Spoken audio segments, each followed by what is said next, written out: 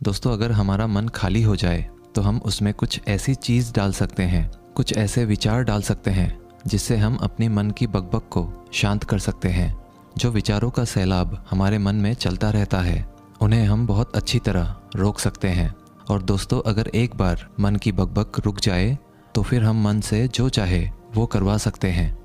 कि मन को खाली करना, साफ करना 1-2 दिन का काम नहीं है, ये बहुत लंबी प्रक्रिया है। तो क्या तुम इसके लिए तैयार हो? वह युवक कहता है, जी गुरुदेव, तैयार हूँ, चाहे कितनी भी लंबी प्रक्रिया क्यों ना हो। फिर बौद्ध भिक्षु ने उस युवक से कहा कि मन को खाली व नकारात्मक विचारों से दूर रखने के 6 तरीके हैं। आओ उन्हें एक एक करके समझते हैं। पहला तरीका है कि ऐसे लोगों का साथ छोड़ दो जो तुम्हें कमज़ोर, पिछड़ा हुआ, लक्ष्यहीन महसूस कराए।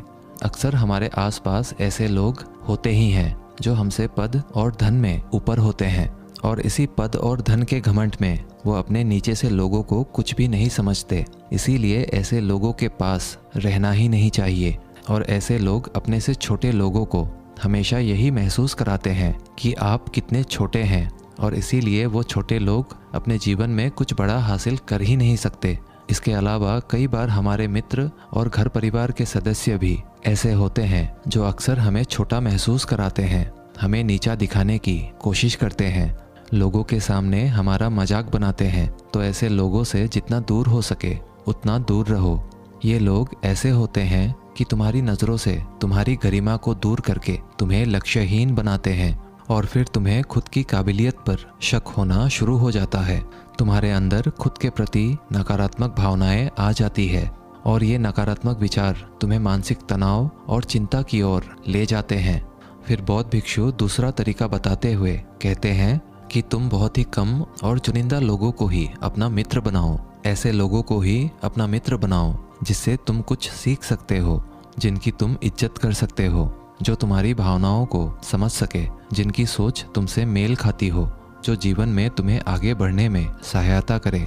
हमारे जीवन और चरित्र में हमारे माँ बाप के बाद हमारे मित्रों का ही सबसे ज़्यादा योगदान होता है। इसीलिए मित्रों का सही होना भी बहुत आवश्यक है।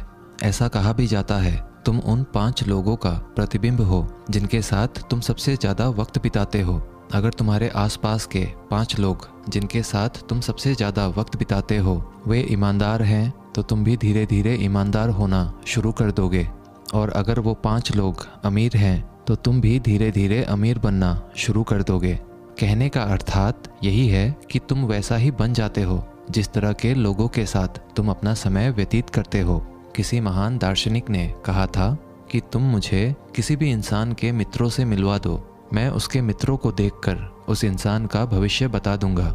हमारी सबसे बड़ी समस्या ये है कि हम लोगों को ना नहीं बोल पाते हैं, जिन लोगों के साथ हम रहना पसंद भी नहीं करते हैं। ना चाहते हुए भी हमें उन नकारात्मक लोगों के साथ वक्त बिताना पड़ता है। इसीलिए सबसे पहले हमें अपने ज़िंदगी में उन लोगों को ना कहना आना पड़ेगा जिनके साथ रहकर हमें लगता है कि ये हमारी ज़िंदगी खराब कर रहे हैं। अगर ये हमारी ज़िंदगी में ना हो तो शायद हम ज़्यादा खुश रहेंगे। बौद्ध भिक्षु आगे कहते हैं, तीसरा तरीका है कि तुम कभी भी अपना अतीत नहीं बदल सकते, लेकिन तुम अपना भविष्य अवश्य बदल सकते हो। इसीलिए तुम्हें पूरी तरह से वर्तमान में रहते हुए उन चीज़ों पर, उन कामों पर ध्यान दो जो तुम्हारे नियंत्रण में है, जिन्हें तुम आज कर सकते हो, अभी कर सकते हो। बौद्ध भिक्षु कहते हैं, मेरी एक बात हमेशा याद रखना, केवल वर्तमान में रहकर भविष्य को संवारा जा सकता है, अतीत में रहकर नहीं। इसीलिए वर्तमान में जीने की आदत डालो। चौथा तरीका है कि तुम स्वस्थ और पौष्टिक खाना खाओ।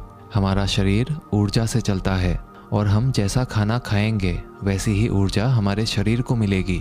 अगर हमारा शरीर स्वस्थ नहीं रहेगा तो हमारा मन स्वस्थ कैसे रहेगा? जब शरीर कमज़ोर व बीमार रहता है तो मन में कई सारे नकारात्मक विचार आते हैं, और स्वस्थ शरीर में स्वस्थ दिमाग का वास होता है। इसीलिए शरीर को स्वस्थ व मजबूत रखना हमारी जिम्मेदारी है। बौद्ध भिक्षु कहते हैं कि 5वां तरीका यह है कि रोज ध्यान करो। ध्यान करने का सबसे उपयुक्त समय सुबह या फिर रात को सोने से पहले होता है, लेकिन अगर तुम्हें ध्यान में गहरा जाना है तो सबसे उपयुक्त समय रात का ही होता है।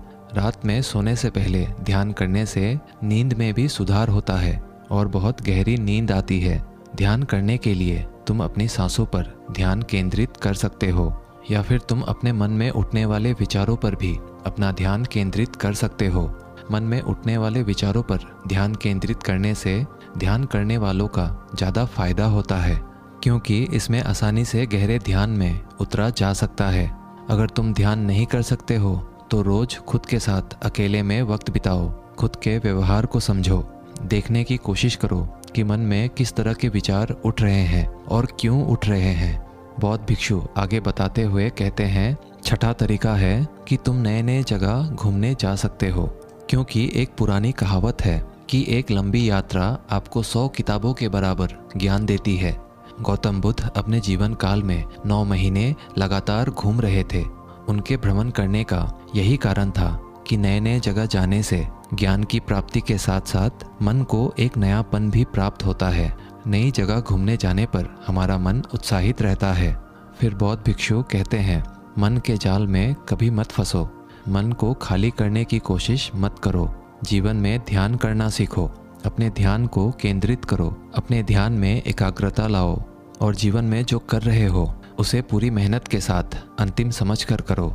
उस काम को ऐसे करो कि उसके बाद तुम्हें और कुछ नहीं करना है, और जब फिर दूसरे विचार पर कार्य करो तो बस उसी पर कार्य करो, किसी तीसरे विचार पर नहीं। मन के मायाजाल से निकलना इतना आसान नहीं, लेकिन ध्यान करने से सब कुछ पाया जा सकता है। दोस्तों, आशा करते हैं आज के इस कहानी से आपने ज़रूर कुछ ना कुछ मूल्यवान सीखा होगा। कहानी अच्छी लगी हो तो वीडियो को एक लाइक और चैनल को सब्सक्राइब ज़रूर कर दीजिएगा। मिलते हैं अगले वीडियो में, तब तक के लिए धन्यवाद।